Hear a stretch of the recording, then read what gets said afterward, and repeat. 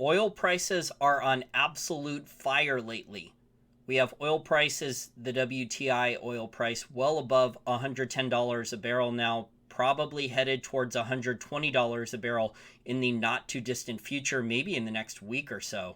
That's how rapidly, fast and furious things are going. But what is going on in the Ukraine with Russia has only exacerbated supply side problems for oil and natural gas that I've been talking about for months.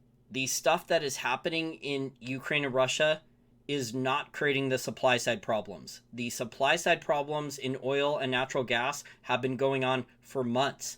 The problems got even worse at the beginning of 2020 when so much oil and natural gas supply came offline and there was so little investment by these national oil companies, whether they were in OPEC or outside of OPEC, property, plant, and equipment. So this is maintenance capital expenditure or maintenance capex, and they're not spending properly. There are different degrees of waste, fraud, corruption, and abuse at all of these national oil companies inside of OPEC and outside of OPEC. And the private sector, at the oil and natural gas prices we were at in early 2020, they were not going to invest in exploration and growing production.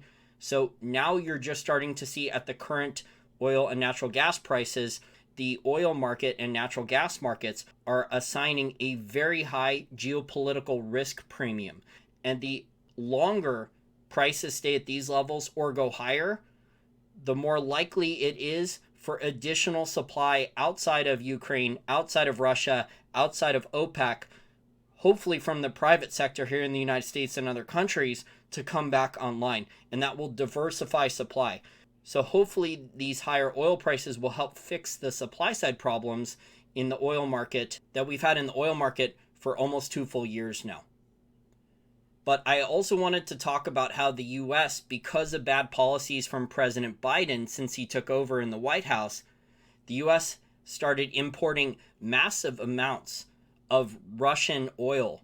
So some months since Biden took over in January 2021, Russian imports of oil were the second most of any imports for the US. And I put old chart there from earlier in 2021, and it was showing a spike back then in May of 2021, and it got almost up to 1 million barrels per day, and that was within only a couple months of Biden coming into the White House. So all these rules, regulations, red tape, restrictions from Biden and his environmental base have prevented the US from increasing oil supply again. Now we're just starting to see ExxonMobil and Chevron announce that they're going to increase domestic oil production here in the US substantially, but that's not going to come on right away, and that's not going to help the rest of the world, because I seriously doubt the US is going to export a lot of that oil. So that's going to help domestic oil prices and domestic gasoline prices here in the US. Unfortunately, though, the US doesn't have all the refining capacity it should, because it's an enormous nightmare to try to upgrade an existing oil refinery, and it's almost impossible. It hasn't been done since the 1970s, I believe, to build a new oil refinery here in the United States. That is how ridiculous things are. Bad energy policy across the board from all these governments, waste, fraud, corruption, and abuse, whether it's with nuclear power and the stupid policy with that, or the stupid policy for oil and natural gas.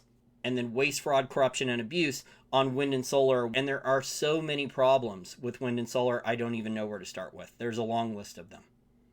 They are not suitable at all for baseload electricity generation. Finally, if you like content like this, I want to help keep content like this free so it doesn't all end up behind a paywall, or you want far more in-depth content research, financial education, and analysis than I'm providing these short little free videos. There are now over 200 articles and audio podcasts behind the paywall, exclusive for patrons, for only $5 a month. And just in the last 31 or so weeks, there are now 35 new articles and audio podcasts. And in the month of February, I actually picked out, with an article on February 7th, the top performing oil and natural gas stock here in the US. It was a small LNG export company. It actually performed, I think, at over 50% in a month. So it did very, very well. I didn't expect it to do that, but they did book a lot more export contracts for LNG. So if you want to check that out, there's 2 articles on that company behind the paywall, exclusive for patrons, all for only $5 a month. And there are a lot of additional articles on oil and natural gas, uranium and nuclear power, gold mining, silver mining, and precious metal royalty and streaming companies, all for only $5 a month. And again, there are over 200 articles and audio podcasts behind the paywall exclusive for patrons. So definitely check that out.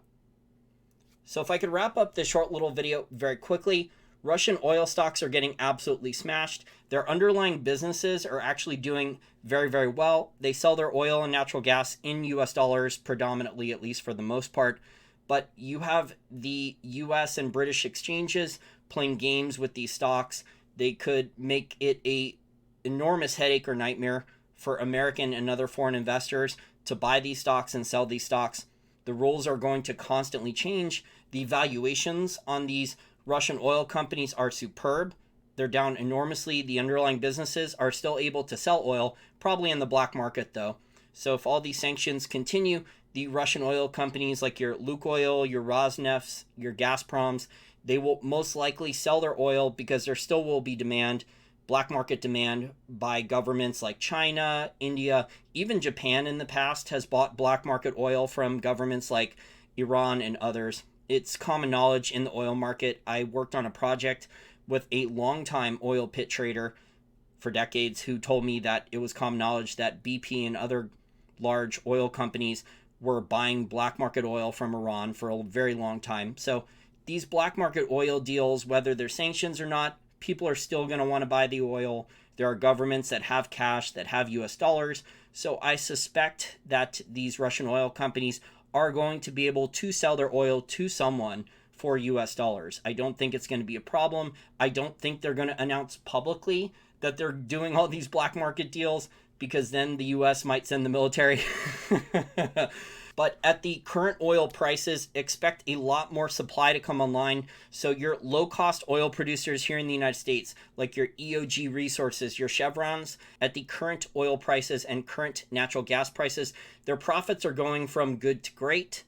But the marginal higher cost, higher debt oil producers, so these are your oil producers or drillers that were not making money at 60, 70, 80, maybe even $90 a barrel oil. Now they're going to be making more money. Now they're going to be getting more drilling contracts to go out and drill deep water oil. Or if dictator Justin Trudeau allows, Canadian oil sands development.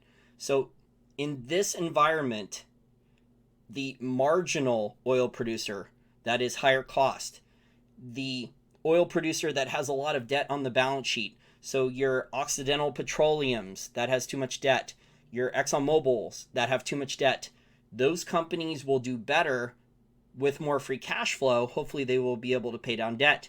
And your higher cost oil producer, your higher cost natural gas producer that is a marginal producer because they're not a low cost producer, they go from little to zero profits to wonderfully profitable as long as oil prices stay at these levels or go higher. So basically at this point, if oil prices stay at these levels or go higher, you're going to have the deep water offshore drilling companies. They are basically going to be the out of the money call options on a higher oil price. But at a certain oil price, and we just saw Barron's release a magazine cover saying that oil's going to $150 a barrel. At a certain oil price, I don't know, it's probably even lower than $150 a barrel, might be $120, $130 a barrel. A higher oil price acts as interest rate increases on the real economy and could potentially crash the real economy, very similar to what happened to the oil price spike and the subsequent stock market crash shortly after that in 2007 and 2008.